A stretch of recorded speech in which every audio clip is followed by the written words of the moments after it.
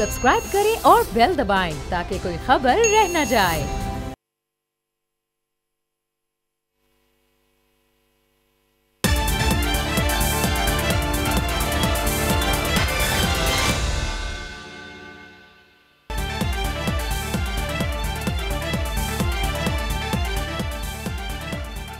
अस्सलाम वालेकुम, मैं हूं नूरुल आरफीन सिद्दीकी और आप देख रहे हैं मेरी जंग डिबेट। आज हमारा मौजू है कि अपोजिशन अपना हकीकी किरदार अदा कर रही है। इस लाइन से पता चलता है कि पाकिस्तान में आज तक गोया अपोजिशन मौजूद है। इस हवाले से जो पोल्स मुनक्किद किए गए थे सोशल मीडिया पर, उनके रिजल्ट्स मेरे हाथ में हैं। ट्विटर पर 87% लोग जो हैं वो अदम इत्तेफाक का इजहार करते नजर आए इस एक राय से कि अपोजिशन अपना हकीकी किरदार अदा कर रही है। 13% लोगों का ख्याल है कि हाँ ऐसा है। फेसबुक पर 5.5% लोगों की राय है हाँ में और 94.5% लोग इस ख्याल से ही इत्तेफाक करते दिखाई नहीं देते। इससे पहले कि मैं अपने मेहमानों का तारुफ कराऊं, पाकिस्तानी सियासत के खिलाड़ियों को नजराना अक़ीदत पेश करूं, एक छोटी सी रिपोर्ट कंपाइल की गई है, पहले उसे देखिए, अपनी गुफ्तगू का आगाज़ करते हैं। अपोजिशन का हाल ये है कि बिलावल भुट्टो की मुशावरती बैठक में पीपल्स पार्टी के कई रहनुमा नून लीग और उसके कायदीन से नाला दिखाई दिए। नून लीग जो है वो मौलाना फजलुर रहमान को मनाने की कोशिश करती दिखाई दे रही है। मौलाना फजलुर रहमान हैं कि नून लीग और पीपल्स पार्टी के तर्ज सियासत पर कब का तबर्रा कर चुके। नून लीग, पाकिस्तान पीपल्स पार्टी, मौलाना फजलुर रहमान या और दीगर सियासी जमातें, GDA एक्सेट्रा एक्सेट्रा एक्सेट्रा, इस वक्त पाकिस्तान में अपोजिशन महज नाम को ही रह गई है। जैसा कि न्यूज़ रिपोर्ट में आपने देखा कि मामूली अक्सरियत हासिल है हुकूमत को, उसके बाद भी मेरा ख्याल अक्सरियत भी नहीं कहा जा सकता, उसके बाद भी जितना चिल फ्लाइट हमारी ये सरकार चल रही है, जस्ट बिकॉज कि हमारी जो सियासी जमातें हैं, जो हमारी अपोजिशन है, वो किसी न किसी मामले के तहत, किसी न किसी मफाद के तहत, किसी न किसी ज़रूरत के तहत, या एक मरतबा फिर नज़रिया ज़रूरत के तहत वो आपस में ही 2 और 2 4 खेलने में लगे हुए हैं। रह गए अवाम, तो खैर अवाम का आज से पहले किसने सोचा है। मैं अपने पैनलिस्ट का तारुफ करा दूं। मेरे साथ हैं मोहतरमा ज़ैनब उमैर साहिबा, पाकिस्तान तहरीक इंसाफ से इनका ताल्लुक़ है। अली गौहर बलोच साहब मुस्लिम लीग नवाज़ की तर्जुमानी के फ़राइज़ अंजाम देंगे। और मोहतरम नादिर गबोल साहब, पाकिस्तान पीपल्स पार्टी के तर्जुमान, आज हमारे साथ मौजूद हैं। चूँकि बात हो रही है अपोजिशन की, तो लॉजिकल तो ये है कि हम अपोजिशन पे जाएँ। बेहतर ये होगा कि मैं अली गौहर बलोच साहब के साथ ये गुफ्तगू शुरू करूँ। हुजूर वाला, कैसे हैं आप?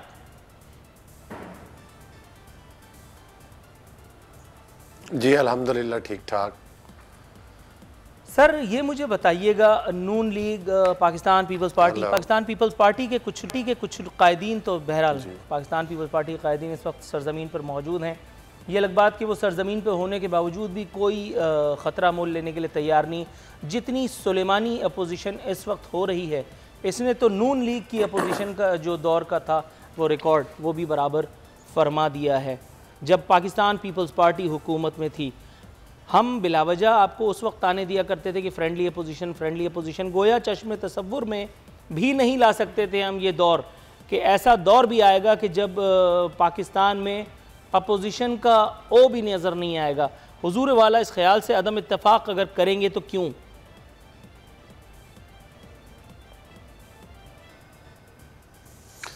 देखें नूरुल आरफीन भाई, आपने बड़ा अच्छा सवाल किया और वक्त और मौका की नज़ाकत के हिसाब से आपने सही तर्जुमानी की है। पहली बात तो ये है कि मैं आपकी बात से किसी हद तक इत्तफ़ाक़ करता हूँ कि जो आपने चीज़ें पॉइंट आउट की हैं, बज़ाहिर अपोजिशन की पार्टीज़ जो हैं उस कदर अपोजिशन करती नज़र नहीं आती ऑन ग्राउंड जिस तरह से कि अवाम तवक्को करते हैं। लेकिन अगर आप हालात को देखें कि इस वक्त अपोजिशन की पार्टीज़ जो हैं उनकी क़यादत के ऊपर जो है वो नाजायज़ और झूठे मुकदमात कायम किए हुए हैं, उनको पाबंद सलासल किया हुआ है। और आपने देखा कि पिछले दिनों जब मरियम नवाज़ साहिबा की बेल हुई तो बेल के बाद उन्होंने 5 से 6 जलसे किए और इन जलसों के दौरान जब लाखों की दुनिया आई तो किसी मीडिया पर उनका एक टिक्कर तक नहीं चलने दिया, तस्वीर तो दूर की बात है। और आज अगर देखें कि जो राना सनाउल्लाह का केस आप देख लें, जो नारकोटिक्स का केस है, उसके अलावा जो नैब के केसेस बनाए गए हैं, जो भी अपोजिशन के कायदीन हैं उनको किसी न किसी तरीके से केसों में फंसाकर जेलों में बंद कर दिया गया। और मियां नवाज शरीफ जब उनकी सेहत को ख़तरात लाहिक हुए तो उसके बाद उनको गोया बाल्फाज दीगर, अगर मैं आपके अल्फाज को सही समझा हूं तो आप ये बयान फरमा रहे हैं कि पाकिस्तानी अपोजिशन हुकूमत के हथकंडों इन्वर्टेड कॉमात से घबरा गई है, पाबंद सलासल होने की मुतहम्मिल नहीं हो सकती, इसलिए बेहतर है कि जुबाबंदी बरकरार रखी जाए। पाबंदे सलासल भी हैं और इसके बावजूद अपोजिशन भी कर रहे हैं। लेकिन आपको पता है जब क़यादत को जेलों में बंद कर दिया जाता है तो उसके बाद जो भी लीडरशिप है, आपने देखा है कि असम्बली के फ्लोर पर ऑन ग्राउंड, और आपने पिछले दिनों देखा कि हमने MNA, मैं भी असम्बली में हूँ और MNA हूँ, और हमने असम्बली से बाहर भी एहतजाज किया। आपने देखा हम हर प्लेटफार्म पर, और आपने देखा कि जब भी कोई मुहिम चलती है तो हम अपने अपने शहरों में महंगाई के ख़िलाफ़ एहतजाज करते हैं। अपोजिशन होछे, ये जो हुकूमत के होछे हथकंडे हैं जिसके ज़रिए अपोजिशन को जो है वो जेलों में बंद किया थोड़ा सा तवक्कुफ की इस्तदा है हुजूर वाला, मैं आपकी तरफ आता हूं, जरा सा तवक्कुफ फरमाइएगा। अली गौहर साहब, नादिर द ग्रेट गबोल साहब, हुजूर वाला, मैं आपकी तरफ आता हूं, कैसे मिजाज के अवाम जो है इस हुकूमत से अजीरन है। सर थोड़ा सा तवक्कुफ कीजिएगा, आपका मजमून हमने सुन लिया। अली गौहर बलोच साहब अपने पांव पर खड़ी भी नहीं हो पा रही, इनको कौमी असम्बली में अली गौहर बलोच साहब, तवक्कुफ की इस्तदा है हुजूर वाला, तो जरा सा सुनने की आप जरा शक्ति पैदा करें। जी नादिर गबोल साहब, सर ये मुझे बताइएगा, जितनी सुलेमानी अपोजिशन इस वक्त हो रही है, इस दौर में हो रही है, उस अपोजिशन का हिस्सा बनकर कैसा लगता है? खुशी होती है, दुख होता है, या बिल्कुल स्टेट ऑफ शॉक में है? देखें जी, जिस अपोजिशन के अंदर बिलावल भुट्टो ज़रदारी जैसे करिश्मेटिक और एनर्जेटिक यंग लीडरशिप हो, तो उस अपोजिशन का हिस्सा होते हुए मुझे बहुत फ़ख्र महसूस होता है। मुझे शहीद बेनज़ीर भुट्टो का दौर याद आता है जब वो भी अपोजिशन में थी और उन्होंने भी आवाम की ऊपर जो नाजायज़ी हो रही थी, जो महंगाई बढ़ते जा रही थी, जो पाकिस्तान की इकोनॉमी तबाह होते जा रही थी, उसी तरह से आज बिलावल भुट्टो ज़रदारी साहब जब स्पीच करते हैं तो उसी वक्त मुराद सईद जैसे वज़ीर क्लास 2 के बच्चों की तरह रोना शुरू कर देते हैं और हाईलाइट हो जाता है कि किस तरह के नाअहल लीडरशिप है PTI के, उनके अपोजिशन का मतलब कौमी असम्बली में सिर्फ तकरीर दागना है, या अपोजिशन का कोई और काम भी होता है जो शायद अपोजिशन जानती तो है मगर करके कोई खतरा मोल लेना नहीं चाहती? नादिर गबोल साहब। जनाब, अपोजिशन के जितने भी MNAs हैं उनकी जो प्राइमरी ड्यूटी है वो आवाम की आवाज़ उठाना है नेशनल असम्बली के फ्लोर पे, और तनकीद करनी है और हक़ाइक़ से आगाह करना है पाकिस्तानी आवाम को कि किस तरह इस सिलेक्टेड, ये जो टर्म है सिलेक्टेड वज़ीर आज़म, ये किसकी ईजाद थी? ये बिलावल भुट्टो ज़रदारी साहब की अपनी ईजाद थी, जिसके बाद पूरे पाकिस्तान में आवाज़ गूंज रही थी कि सिलेक्टेड वज़ीर आज़म है और नाअहल वज़ीर आज़म है हमारा। इसी वजह से आज तक वज़ीर आज़म आते भी बिलावल भुट्टो साहब की ये एक ईजाद, जिस तरह फवाद चौधरी का 55 रुपए वाला हेलीकॉप्टर ईजाद करना उनको तारीख में हमेशा के लिए अमर करा गया, आपके ख्याल में ये लफ्ज़ सेलेक्टेड की इजाद करके बिलावल भुट्टो क्या अगले 5000 साल तक की तारीख के लिए अमर हो गए?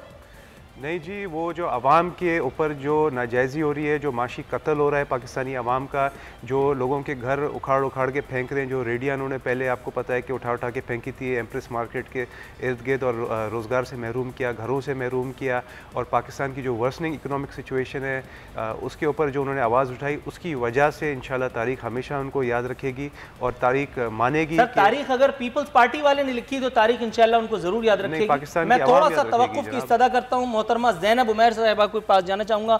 मोहतरमा, प्रोग्राम में आपको खुशामदीद कहता हूँ, पहली मरतबा आप हमारे शो का हिस्सा बन रही हैं, जज़ाकल्लाह। ये मुझे बताइएगा मैडम, सबसे पहले मैं इब्तिदा में ही खिराज अकीदत पेश कर दूँ आपकी हुकूमत को, आपके वज़ीर आज़म को, मेरे वज़ीर आज़म को, हमारे कायदीन को।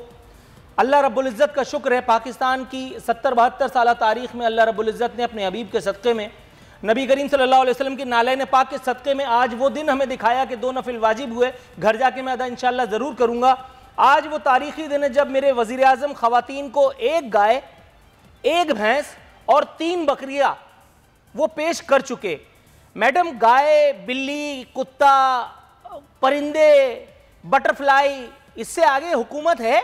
ये माहिर नबातात बना के हम इनको लाए हैं, माहिर हैवानात बना के इनको लाए हैं, या इनको वजीर आजम का चोला पहना करके हम लेके आए, इनको मुंतखब करके लाए कि ये हमारे मसाइल पे तवज्जो देंगे?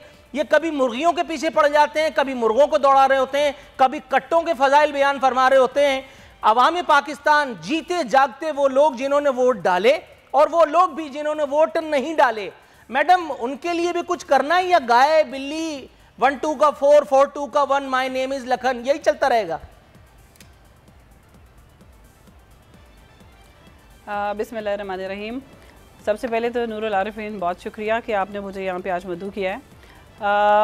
मेरे बात करने से पहले ही आपने एक जो सबसे पहले एक रिपोर्ट चलाई, उसने काफ़ी सारी बातों का जवाब पहले खुद दे दिया। दूसरी बात यह है कि जो आपकी गाय भैंसों वाली बात है उसके ऊपर तो मैं बाद में आऊँगी। उससे पहले कुछ बातें जो है वो मैं यहाँ पे ज़रूर करना चाहती हूँ, क्योंकि मेरे 2 भाई आपने बिठाए हुए हैं और वो अपोजिशन पार्टी से बिठाए हुए हैं। पहले बात तो ये कि जिस वक्त हम लोग हुकूमत में आए थे तो प्राइम मिनिस्टर इमरान खान साहब ने हम लोगों को सबसे पहले ये बात कही थी कि आप लोगों की अपोजिशन पंजाब में बहुत तगड़ी होगी और आप लोगों को इसके लिए भरपूर तैयारी करनी होगी। और आप यकीन करें कि जिस वक्त हम लोग असम्बली में आए और जब हम हुकूमत में आए तो आई वॉज सो सरप्राइज कि ये अपोजिशन इसका नाम है। ये तो मेरा ख़्याल है कि इनको असम्बली में आना, जो यहाँ पर आके बात करना कि किस किस्म के ये अवामी नुमाइंदगान हैं, ये मुझे उस बात की अभी तक समझ नहीं आई। क्योंकि जितनी दफ़ा हम लोग असम्बली के सेशन में गए हैं, इन लोगों ने जितने एहतजाज किए हैं, अभी मेरे भाई कह रहे थे हमने महंगाई के ख़िलाफ़ एहतजाज किया और बाकी चीज़ों के ख़िलाफ़ एहतजाज किया है, तो मैं आपको ये बता दूँ कि अब तक जितना एहतजाज हो रहा है वो सिर्फ वो अब्बू बचाओ, चाचा बचाओ और वो जितने भी बचाओ हैं ना, वो सारी तहरीक चल रही है। और बाकी के जितने भी पीपल्स पार्टी, तो क्योंकि पंजाब की अगर ख़ास तौर से मैं बात करूँगी कि पंजाब में पीपल्स पार्टी का आपको पता है कि बिल्कुल सफाया हो चुका है, उसका कोई नामो निशान नहीं है और गिनती के चंद लोग हैं जो इस अपोजिशन में शामिल हैं। जहाँ तक नून लीग की बात है तो आप कभी वहाँ पे आप लोग आते हैं, आपके नुमाइंदगान वहाँ के ऊपर आते हैं, आप रोज़ रिपोर्टिंग करते हैं, आप लोगों ने उनकी सीरियसनेस को बहुत अच्छे तरीके से देखा है। मैडम, मैं उनकी सीरियसनेस से पहले थोड़ा सा आपकी पार्टी की नब्ज़ पर हाथ रखता चलूं। मोहतरम वज़ीर आज़म, मेरे वज़ीर आज़म इमरान खान साहब फरमाते हैं कौमें तबाह हो जाती हैं जब बड़े लंदन चले जाएं और छोटे चोर पकड़े जाएं। जब छोटे चोरों को जेल में डालेंगे तो छोटे खुद ब खुद ठीक हो जाएंगे। तो मैडम, फिर किसने कहा था उनको बाहर जाने के लिए, भेजने के लिए? पहले साबका चीफ जस्टिस का कंधा ढूंढा, साबका चीफ जस्टिस ज़रूरत से ज़्यादा होशियार निकले, उन्होंने अगले ही दिन बयान दाग दिया और उल्टा तोप का मुंह इमरान खान साहब के आगे कर दिया। तो कौम को यह पता चला कि इमरान खान साहब ने अपने सिग्नेचर से नवाज शरीफ को बाहर भेजा है। ये कार खैर करने वाले साबका चीफ जस्टिस हरगिज नहीं है। जब बयान दागना होता है तो बयान हकीकत की रोशनी में क्यों नहीं दागा जाता? नहीं नूरुल आरिफीन, बात बयानबाजियों की बिल्कुल नहीं है। देखें, बात ये है कि जब हम आपने आज एक तो पहली बात देखें ना, हमने 2 बातें करनी है अलग अलग, या तो एक आपने 2 बातें मुझसे पूछनी है। एक आपने मुझसे हुकूमत की कारकर्दगी के बारे में पूछना है, दूसरा आपने मुझसे अपोजिशन के बारे में पूछना है। ये 2 बिल्कुल अलग अलग बातें हैं। अपोजिशन, आप पहले मुझसे एक बात का जवाब ले लें, उसके बाद फिर हम दूसरी बात का जवाब भी उसके ऊपर आएंगे। मैं चाहती हूँ कि इन सब चीज़ों को मिक्सअप ना करें। एक सवाल के ऊपर दूसरा सवाल आ जाएगा तो हमारी बात फिर पूरी नहीं होगी। जो हम अभी अपोजिशन की हम लोग बात कर रहे हैं, जो ख़ास तौर से आज आपका फोकस है, तो देखें बात ये है कि ये वो 2 लोग बैठे हुए हैं। हम तो हुकूमत में पहली दफ़ा आए हैं, इससे पहले तो हम अपोजिशन में थे और बहुत छोटे नंबर में थे। बात ये है कि इन दोनों की जिस टाइम पे हुकूमत चल रही थी उस टाइम पे भी इन दोनों की बारियां चल रही थी कि पहले 5 साल तुम करो, अगले 5 साल मैं करूंगा। मैडम, थोड़ा सा तवक्कुफ की इस्तदा है, इसलिए बात बहुत ड्रैग हो रही है, मुझे वक्त बहुत मुख्तसर दिया गया है। आपने पिछले सवाल का जवाब तसल्ली बख्श इनायत फरमाया। बात ये ना कि मुझे बात पूरा कर ले, मुझे बात ठीक है, आपकी बात ठीक है, लेकिन मुझे बात पूरी मैडम, आप फिर तारीखी वाक़यात पर चली जाएंगी तो फिर बड़े मामलात हैं, क्योंकि मुझे ड्यूरेशन को मेंटेन करना है। मैं आपसे इल्तिमास करूंगा कि मेरा जो नया सवाल है अगर आप उसका जवाब इनायत करें तो आसानी होगी। मैं आज की बात करना चाह रही हूँ। आपने अपोजिशन जमातों की बात की है, तो अपोजिशन जमातों में जो आज इस टाइम के ऊपर ये जमातें इकट्ठी हुई हैं, ये कोई इनका इकट्ठ नहीं है। ये एक मैरिज ऑफ कन्वीनियंस है। आपको पता है कि मैरिज ऑफ कन्वीनियंस बड़ी जल्दी टूट जाती है और ये अपने मफाद के लिए कभी इकट्ठे होते हैं, कभी इकट्ठे नहीं होते। मैडम अच्छा, अब आज आप इनके लीडरान देख लें कौन कौन है। मैडम अनफॉर्चुनेटली मेरे सवाल का जवाब ये भी नहीं है, मेरा सवाल कुछ और था। मुझे थोड़ा सा आपको मैं थोड़ा सा तवक्कुफ की इस्तदा करता हूं। जी, मुझे ऐसा में बात पूरी ठीक से आपकी समझ नहीं आ रही है। अगर आराम से आप बोलेंगे तो मेरे जवाब समझ आएगा, आपका सवाल समझ आएगा। अच्छा, मैं आराम से बोलता हूं। मैं अली गौहर साहब और नादिर कबूल साहब से इल्तमास फरमाता हूं कि मुझे आराम से बोलने के लिए कहा है सरकार ने। मैं आराम से उनको समझाता हूं, जवाब लूंगा और इतने में ब्रेक का वक्त हो जाएगा, नाराज मत होइएगा। जी मैडम ज़ैनब, वज़ीर आज़म, मेरे वज़ीर आज़म का कहना है कौमें तबाह हो जाती हैं जब बड़े लंदन चले जाएं और छोटे चोर पकड़े जाएं। पूछना ये था कि अगर बड़े वाले चोर थे तो उनको लंदन भेजने की ज़रूरत क्या थी? इसी काम के लिए साबका चीफ जस्टिस का कांधा खैर से मेरे वज़ीर आज़म ने इस्तेमाल करना चाहा। वो ज़्यादा स्मार्ट निकले वज़ीर आज़म से, उन्होंने साफ हाथ झटक दिया और बता दिया कि सिग्नेटरी नवाज शरीफ के जाने के दस्तावेज़ पर करने वाले जो है वो हमारे मोहतरम वज़ीर आज़म हैं। उसके बाद फिर इक़्तिदार के ऐवानों में सन्नाटा छा गया। ये बाहर खड़े होकर के हवाई फायर करना और फिर उसके बाद दस्तावेज सामने आए तो उस पर चुप से अंगूठा लगा देना, ये कुछ अजीब सी बात नहीं है? अगर बड़ा वाला चोर था तो उसको साइन करके बाहर भेजने की ज़रूरत क्या थी? छोटे चोर का क्या कसूर है जो बाहर बैठ करके ये कह रहे हैं कि छोटे चोर पकड़े जाएं तो ये होता है और वो होता है? उम्मीद है अब समझा पाया हूँ। नहीं, देखें, बात यह है कि आप ये जब चोरों की बात कर रहे हैं और बड़े चोर और छोटे चोरों की बात कर रहे हैं, हमेशा से पाकिस्तान भी ऐसा ही होता आया है कि आप जो छोटे चोर हैं उनको आप हमेशा छोड़ देते थे और बड़े चोरों को आज तक किसी ने हाथ नहीं डाला। क्या आप ये बात मानने को तैयार नहीं हैं कि ये पहली दफ़ा है जब ये तमाम के तमाम लोग या जेल पे या बेल पे हैं? ये मतलब सारी जो अदलिया है, जब इनकी बेलें हो जाती हैं तो अदलिया आज़ाद हो जाती है, जब ये जेलों में चले आते हैं तो अदलिया गुलाम हो जाती है। और ये सारे के सारे जो हैं वो इमरान खान के ऊपर, हर मलबा आप इमरान खान के ऊपर तो नहीं डाल सकते। जब यहाँ से आप इन सारे लोगों को बाहर देखें, हम लोगों ने तो बड़ी सख्त कड़ी शर्त रखी थी कि यहाँ से जाएं, जाके अपना बेल बॉन्ड भरें और भरने के बाद यहाँ से चले जाएं। उनको पता था कि यहाँ के ऊपर जो उन लोगों ने बॉन्ड भरना है वो डेफिनेटली इन कैश हो जाना है, क्योंकि ना नवाज शरीफ ने ठीक होना है ना नवाज शरीफ ने वापस आना है। सीधी सी बात है कि आपकी जितनी भी रिपोर्टिंग है, शहबाज शरीफ साहब उनके लिए चले गए हैं अयादत के लिए, मरियम ने भी अब चले जाना है, उनका ऑपरेशन नहीं होना। आपकी अपोजिशन रह कौन सी गई है पीछे यहाँ के ऊपर जिसकी हम आज यहाँ पे बात करने लगे हैं? मैडम थोड़ा सा तवक्कुफ, काश कि मुझे दूसरी मर्तबा दूसरे अटेम्प्ट में भी जवाब मिलता। मैं थोड़ा सा तवक्कुफ की इस्तदा करता हूँ, ब्रेक पर जाऊँगा तो अली गौहर साहब के पास जाऊँगा, उसके बाद नादिर कबूल साहब का रुख करूँगा। नाज़रीन, एक मुख्तसर सा कमर्शियल ब्रेक।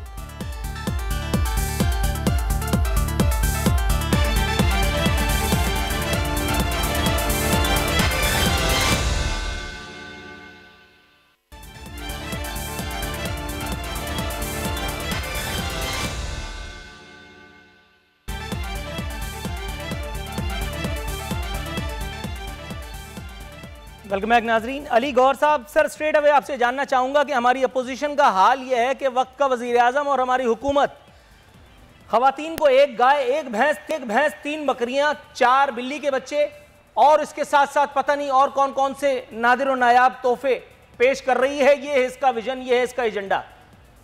और हमारी अपोजिशन जो है वो अभी तक जूते के तस्मे बांध रही है। हमारी अपोजिशन का हाल ये है कि तिरछी टोपी वाले, हमारी हुकूमत का हाल ये है कि उनको वक्त पड़ने पर जब उनका वक्त होता है तो इजराइल अलैहिस्सलाम वाज़े नजर आ रहे होते हैं। हुजूर वाला, ये FIR तो आप ही के खिलाफ जा रही है, मैं इमरान खान सरकार के पीछे क्यों पड़ा हूं?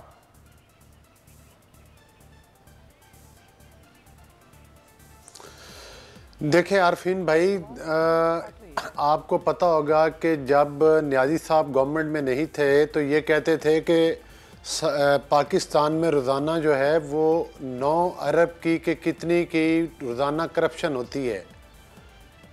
लेकिन आपने देखा कि वो डेली कहते थे कि इतने अरब की करप्शन होती है, तो वो करप्शन रुक गई, लेकिन महंगाई किधर चली गई?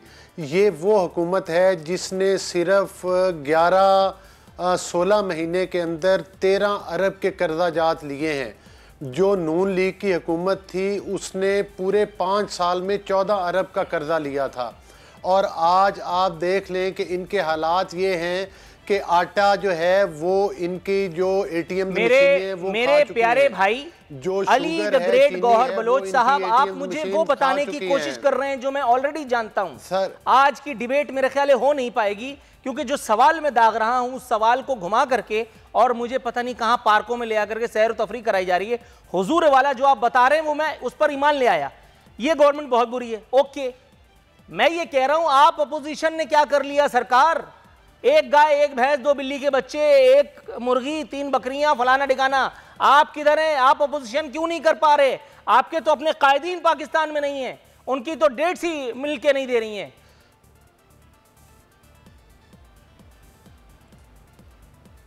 आपके इल्म में है कि शहबाज शरीफ साहब जब बाहर गए हैं वो मियाँ साहब की सेहत नासाज है और उनकी सर्जरी भी होने वाली है, लेकिन मैं आपकी वसातत से ये बताना चाह रहा हूँ कि अनकरीब मियाँ शहबाज शरीफ साहब मुल्क में वापस आ रहे हैं और उनके आते साथ ही जो अपोजिशन की जमातें हैं वो मिल के बैठक करेंगी और इंशाअल्लाह ताला एक भरपूर मुहिम चलाएंगी। और जहाँ तक असम्बली के अंदर और असम्बली के बाहर इस वक्त भी हमारे कारकुनान, हमारे इलेक्टेड जो भी पार्लियामेंटेरियंस हैं वो भरपूर तरीके के साथ अपोजिशन चला रहे हैं, असम्बली के फ्लोर के ऊपर हो या असम्बली के अंदर हो या असम्बली के बाहर हो। हर जगह पर, हर शहर में आप ये देखें कि कोई ऐसा शहर नहीं है जिस पे नादिर गबोल साहब के पास जाना चाहूंगा। सर मैं आपकी तरफ आता हूं। नादिर गबोल साहब, हुजूर वाला भरपूर बिलावल सर, जरा थोड़ा सा मैं पीपल्स पार्टी का नजर उतार लूं। नादिर गबोल साहब, बिलावल साहब फरमा रहे हैं क्या हुकूमत इतनी नाअहल है कि सिक्योरिटी इदारों से महंगाई की तहकीकात कराएगी? कल मैं इस सवाल तफसील से पूछ चुका हूं कि अब ISI को यह काम सौंपा गया है कि वो स्मगलिंग रोके। एक तरफ आप इसे हुकूमत वक्त की नाकिबत अंदेशी समझिए और दूसरी तरफ हमारे बिलावल साहब वो हमें यही बता रहे हैं कि ये एक अजीब मज़ाक खेज सी बात है। तो मैं भी जानता हूं, ये मैं अपने नाज़रीन को बता चुका हूं बिलावल साहब ने कौन सा तीर मारा। हुजूर वाला आप में कितना है, आप कितना हुकूमत की तस्हीह कर पा रहे हैं, आप कितना हुकूमत को टफ टाइम दे पा रहे हैं? आप तो सिर्फ ट्वीट, फेसबुक या खड़े होकर के कुछ अखबारी रिपोर्टर से बातचीत करके और अल्लाह अल्लाह खैर सल्ला, आप भी तो कुछ नहीं कर पा रहे। इनफैक्ट आप पोजीशन में ही नहीं है पोजीशन करने की। जनाब ये आप कह रहे हैं, मगर पूरे पाकिस्तान को पता है कि जब बिलावल साहब आते हैं असेंबली में तो इमरान खान साहब पहले से ही पूछ लेते हैं कि भाई वो आ तो नहीं रहे, अगर वो नहीं आ रहे तभी मैं आऊँगा। और जब भी बिलावल साहब आते हैं आप देखना कि ये इमरान खान साहब नहीं आते, और कभी अगर इत्तेफाक से आ भी जाते हैं तो अपने सामने ये जो क्लास 2 के जो बच्चे हैं मुराद सईद, ऐसे लोगों को छोड़ देते हैं कि उनकी उर्दू के लहजे पे मजाक उड़ाया जाए, ना कि वो जो असल में जो बात कर रहे हैं आवाम के ऊपर, जो आवाम का माशी कत्ल हो रहा है, पाकिस्तान की इकोनॉमी तबाह हो रही है, उस चीज़ से डिस्ट्रैक्ट करने के लिए, गुमराह करने के लिए आवाम को बिलावल साहब के उर्दू के लहजे पे, जो कि अल्हम्दुलिल्लाह अभी बहुत अच्छी हो गई, पूरा पाकिस्तान जानता है वो बड़ी अच्छी उर्दू बोल लेते हैं। मगर on a very serious note, Imran Khan साहब, अली साहब ने बहुत अच्छी बात की कि करप्शन की बात करते थे। वो एक करप्शन के ऊपर एक बड़ी अहम बात करते थे, कहते थे कि जब महंगाई बढ़ जाए तो आप समझ जाओ कि हुक्मरान आपका करप्ट है। तो भाई आज आप बताएं ना कि आप कितने करप्ट है कि महंगाई इस रेट से पाकिस्तान की तारीख में कभी नहीं बढ़ी जितनी कि इस 16 महीने में बढ़ी है। आवाम कभी भी इस तरह से बदवा नहीं दे रही थी हुक्मरान को जिस तरह आज दे रही है। मैं आपसे फिर वही कहूँगा जो मैंने इससे पहले नून लीग से कहा था, आप भी मुझे वही बताने की कोशिश कर रहे हैं जो मैं जानता हूँ। अवाम बद्दुआ दे रही है, अवाम ये कर रही है, वो कर रही है, वो मैं अवाम से पूछ चुका हूँ। अवाम ने अपने डिस्प्लेजर का इजहार फरमा दिया है, हुकूमत पर भी और अपोजिशन पर भी। अपोजिशन कितने पानी में है? अपोजिशन आपने जो बताया उससे तो मुझे हरकुलेस की वापसी नामी कहानी याद आ गई जो मैंने 6ठी जमात में पढ़ी थी कि जब बिलावल साहब असेंबली में आते हैं तो हवा चलने लगती है। जब अमिताभ शहंशाह फिल्म में आता था, अंधेरी रातों में सुनसान राहों पर वो सन्नाटा छा जाता था, दिन तक होता था। ऐसा कुछ नहीं होता, आप ये ग्लोरीफाई कर रहे हैं, ऐसा कुछ नहीं होता। मुराद सईद एक तरफ से दाखिल होता है और दूसरी तरफ से आप लोग चंपत हो जाते हैं। आप ग्लोरीफाई कर रहे हैं, ये ना करें। मैं आपसे सवाल पूछ रहा हूँ हुजूर वाला के अपोजिशन अपने कदम पर, अपने पैरों पर क्यों नहीं खड़ी हो पा रही? वो इमरान खान को ललकार क्यों नहीं पा रही? आप पता नहीं कहाँ किस जहाँ की सैर कर रहे हो, आप जवाब एक्सेप्ट ही नहीं कर रहे। इससे ज़्यादा आप क्या ललकार सकते हैं मौजूदा वज़ीर आज़म को कि वो असेंबली में ही नहीं आता है, असेंबली में आने को तैयार ही नहीं है वो शख्स। इससे ज़्यादा आप किसी को क्या ललकार सकते हैं? थोड़ा सा तवक्कुफ, मैं तहरीक इंसाफ के पास जाता हूँ। मैडम, पाकिस्तानी अपोजिशन जितने पानी में है वो हमने सब ने देखा है। पाकिस्तानी अपोजिशन जितने पानी में है वो हम सब देख चुके हैं, जान चुके हैं। हुकूमत की कारकर्दगी का एक और नादिर व नायाब नमूना, इसके बावजूद कि पाकिस्तानी अपोजिशन इस एक मुद्दे पर भी आपको ललकार नहीं पाएगी। वजीर आजम का कायम करदा असासाजात वागुजार unit, asset recovery unit ARU, कौम का पैसा वापस लाने में नाकाम। 18 माह में 3.5 करोड़ से ज्यादा रुपए खर्च किए जा चुके। ARU चेयरमैन और उनकी टीम अब तक कमोवेश 15 गैर मुल्की दौरे। सवाल क्योंकि लंबा हो जाएगा, आपने जो स्टैटिस्टिक्स वो ठीक है, आपने जो आपका सवाल मेरे पास आ गया, आपने जो स्टैटिस्टिक्स बता रहे हैं वो बिल्कुल ठीक, आपने ठीक उसी रिपोर्टिंग की होगी। देखें, पहली बात है कि आपको बहुत ज़्यादा तंग कर रहा है ये भैंसें, गाय, बकरियां आपको काफ़ी ज़्यादा तंग कर रही हैं। लेकिन आपको मैं एक बात बता दूं कि जब हम लोगों ने यहाँ के ऊपर पनाह गाहें बनाई थी और जब यहाँ के ऊपर लंगर खाने खोले थे, तो यही आपकी ऑपोजिशन और आपके टीवी मीडिया वालों ने यही बातें करना शुरू कर दी कि आप जो है यहाँ पे लोगों को फ़कीर बना रहे हैं, लोगों के ये करें, लोगों को वो करें।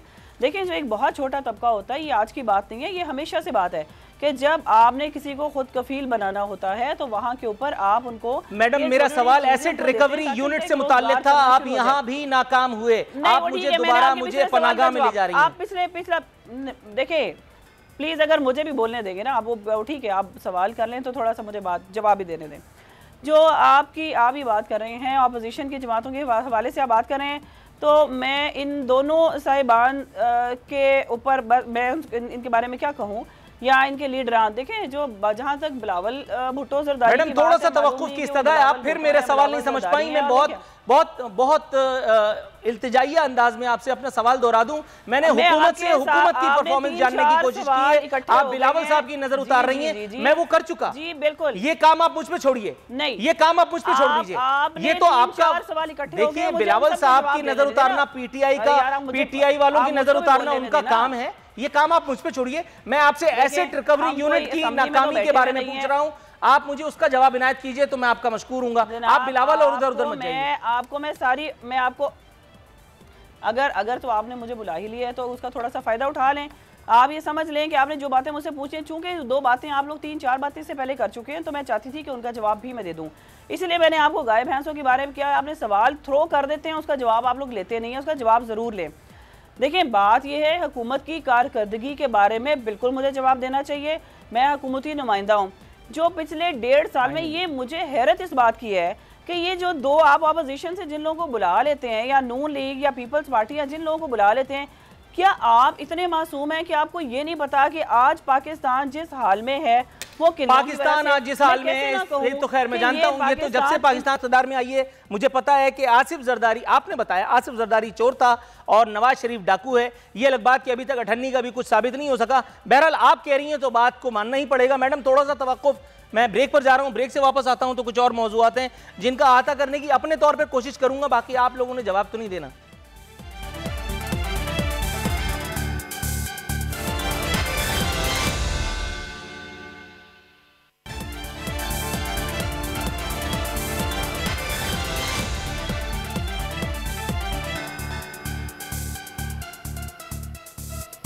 नाज़रीन, शो के इख्तितामी लम्हात। अली गौहर साहब, हुज़ूर वाला एक बयान सैयद मुस्तफ़ा कमाल चेयरमैन PSP मेरे सामने मौजूद है। लिखा है Pakistan Peoples Party, Nawaz League और MQM आवाम को बेवकूफ़ बना रही हैं।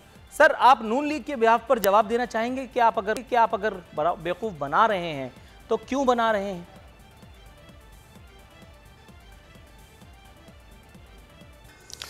देखें, मुझे ये तो नहीं अंदाज़ा कि उन्होंने किस पैराए में बात की है। हम तो अपनी मतलब है कि नून लीग के हवाला से अगर आप पूछें, जैसा कि मैंने प्रोग्राम के इब्तिदा में भी अर्ज़ की थी कि हमारे जो लीडरशिप है, आपको पता है कि जिस वक्त मोहतरम नवाज शरीफ साहब की अहलिया जो थी वो ज़िंदगी और मौत की कश्मकश में थे और अदालतों ने उनको सज़ा सुनाई, तो वो अपनी बेटी के साथ वापस आए और वो जेल में गए। मकसद ये, आपने इब्तिदा में ये सवाल किया था कि अपोजिशन क्या कर रही। अपोजिशन का किरदार सिर्फ असम्बली में हंगामा आराई नहीं, बल्कि अपोजिशन का हकीकी किरदार ये है कि उसको अगर बड़ी से बड़ी कुर्बानी भी देनी पड़े तो वो दे। आपको पता है कि मियाँ नवाज शरीफ साहब कैद, उनकी बेटी कैद, उनके दामाद कैद, आज उनके भतीजे जेल में, भाई भी जेल में रहे। तो आप ये देखें कि ये अपोजिशन का किरदार है। कौन से हमारे का है, राना सनाउल्लाह के ख़िलाफ़ झूठा केस, शाहिद खाकान अब्बासी के ख़िलाफ़ झूठा केस, ख्वाजा साद रफ़ीक और उनके भाई अभी भी आपको पता है कैदोबंद की सोबतें बर्दाश्त कर रहे हैं। मियाँ नवाज शरीफ साहब के एक भतीजे की कल बेल हुई है। तो आप ये अपोजिशन का ही किरदार है कि हम भागने वाले नहीं हैं। पाकिस्तान में रहकर झूठे केसों को, झूठे मुकदमात को फेस कर रहे हैं और इसके बावजूद खड़े हैं। और ये हुकूमत देखें कि इसको इस वक्त बिल्कुल वो, अगर जिस तरह आपकी बात से इत्तफाक किया जाए तो जो ग्राउंड इनको मिला है और फिर भी ये परफॉर्म नहीं कर पा रहे हैं। इनसे पूछें कि इनके आगे तो कोई दुरुस्त है सर, मैंने आपकी नसीहत को पल्लू से बांध लिया है, हालांकि पल्लू नहीं है। थोड़ा सा तवक्कुफ मैं अभी सरकार से पूछे लेता हूं, जरा तवक्कुफ, मुझे वाइंड अप करना है सर, फिर भी मुझे वाइंड अप करना है सर। ये सवाल नादिर कबूल जी बिल्कुल मैं पूछे लेता हूं, जरा थोड़ा सा आप जरा सीट बेल्ट बांधिए, मैं आता हूं आपकी तरफ। गुजारिश, नादिर कबूल साहब के पास जाना पड़ रहा है सर, उसका इकरार इसलिए क्योंकि मुझे प्रोग्राम को वाइंड अप करना पड़ रहा है। जितनी शद्दोमत से आप मुझे कायल करने की कोशिश कर रहे हैं, अगर आप अपोजिशन में कुछ करते या आप रोड पे कुछ करते तो ज्यादा बेहतर होता। थोड़ा सा तवक्कुफ। नादिर कबूल साहब, बिलावल साहब कह रहे थे कि मेरा बस नहीं चलता वरना हुकूमत गिरा दूं। उससे पहले एक मरतबा बहुत ही जज्बाती अंदाज में उन्होंने कहा था कि मैं लात मार के गिरा दूंगा हुकूमत। उसके बाद मेरे ख्याल है किसी ने उनको जाके आईना दिखाया कि भाई होश करो, क्या कर रहे हो। उसके बाद फिर अब्बू जान भी अंदर ही थे। फिर जब पाकिस्तान का पहला मेडिकल एनआरओ, देखो मेडिकल एनआरओ लेने वाले भी हंस रहे हैं, अली और बलोच साहब, आपको भी वही एनआरओ का थोड़ा सा हिस्सा नसीब हो गया। -1 फार्मूला मिला, आसिफ अली जरदारी को माइनस करके बिलावल भुट्टो को आगे ला दिया गया। जिस तरह से MQM पे झाड़ू फेरी गई है, उसी तरह से पीपल्स पार्टी पे भी हुआ। हुजूर वाला ये सब कुछ हो गया, ताहम उसके बावजूद एक काम नहीं हुआ, हुकूमत का कुछ भी नहीं बिगड़ा, कख भी नहीं बिगड़ा। और जितनी मासूमाना अपोजिशन आप कर रहे हैं, जितनी बेजरर किस्म की अपोजिशन आप कर रहे हैं, अगले 500 साल तक यही हुकूमत अगर तो बुरी है तो भी हम पर मुसल्लत रहेगी, इसका कुछ नहीं होना। क्या कहेंगे सर? नहीं जनाब, देखें मुशर्रफ भी आया था 99 में, तो अगर आप 2002 में पूछते शहीद बेनज़ीर भुट्टो साहिबा से तो आप ये कहते हैं कि अभी तक कुछ नहीं हुआ। टाइम लगता है, इवेंचुअली चले जाती है हुकूमत। अच्छा मुख्तसर, मुझे वाइंड अप की कॉल दे दी गई, कितना टाइम लगेगा? 1 सेकंड लगेगा, तो अभी भी टाइम लगेगा थोड़ा सा। 1 सेकंड नहीं 1 सेकंड लगेगा। अगर इनके पीछे जो आशीर्वाद मार्दन है क्या, जो इनके पीछे क्या हो गया, जो आशीर्वाद जब इनके पीछे है, आशीर्वाद अगर हट जाए तो 1 सेकंड लगेगा। आशीर्वाद किसका है जरा बताइए? चलो आशीर्वाद उन्हीं का ही है जो मुशर्रफ के पीछे जिसका आशीर्वाद था। ये जो मुल्क की जो जनरल नॉलेज के लिए पूछ रहा हूं, एस्टैब्लिशमेंट की जो एस्टैब्लिशमेंट है वो इस तरह के खिलाफ बात कर रहे हैं। सेलेक्टेड किया नहीं, खिलाफ नहीं, मैं हकीकत पेश कर रहा हूं। खिलाफी हो गई ना, ये पहला तो खिलाफ है। अगर हुकूमत अवाम दुश्मन है तो एस्टैब्लिशमेंट खिलाफ हो गई ना बात। नहीं जनाब, नहीं जनाब, आया था, मुशर्रफ आया था। पॉइंट अप की तरफ मुझे जाना है। ये तो इन्होंने मुझे कंफ्यूजिया दिया, मैं तो अपोजिशन को के लत्ते ले रहा था, मैं तो हुकूमत की तरफ जा रहा था। इन्होंने तो सारा इल्जाम उठा करके एस्टैब्लिशमेंट पे रख दिया। मुझे कुछ समझ में नहीं आ रहा, सवाल क्या पूछूं? पॉलिटिकल इंजीनियरिंग के जरिए आई सर, आप मैडम नहीं है, बिलीव यू मी, आप मैडम नहीं है। पॉलिटिकल इंजीनियरिंग के जरिए सर आप मैडम नहीं है, थोड़ा सा तवक्कुफ, मुझे वाइंड अप करना है। जी ज़ैनब साहिबा, मुझे ऐसे लग रहा है कि वो शायद दो लोग ही बोलते रहेंगे, आप मुझे शायद मौका नहीं देंगे। मेरे सबसे जो भाई हैं अली गौहर, मुझे उनके ऊपर तो उनकी मासूमियत के ऊपर वाकई मैं क्या कह सकती हूँ कि जो उन्होंने कहा है कि जी हमारी ऑपोजिशन उनमें से नहीं है जो भाग जाएं।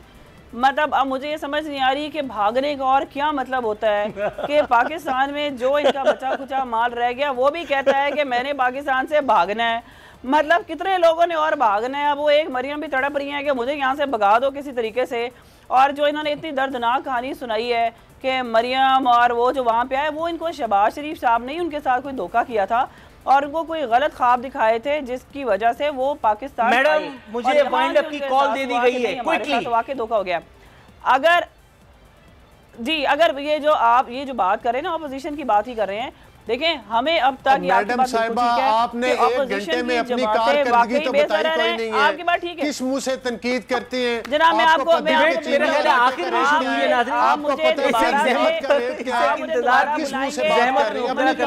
पता है मेरा कोई रोल नहीं है, अल्लाह जानता है। मेरी तमाम तर डिलीवरीज जो है वो पहुंच करके भी वो डिलीवर नहीं हो पाई। कुछ उनकी सादगी कहिए या फिर कसरे नफसी। इसी के साथ आज की डिबेट को यहीं मेरा ख्याल है अधूरा छोड़ देते हैं।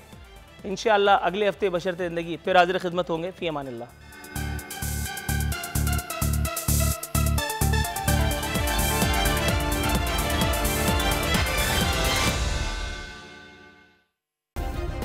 सब्सक्राइब करें और बेल दबाएं ताकि कोई खबर रह न जाए।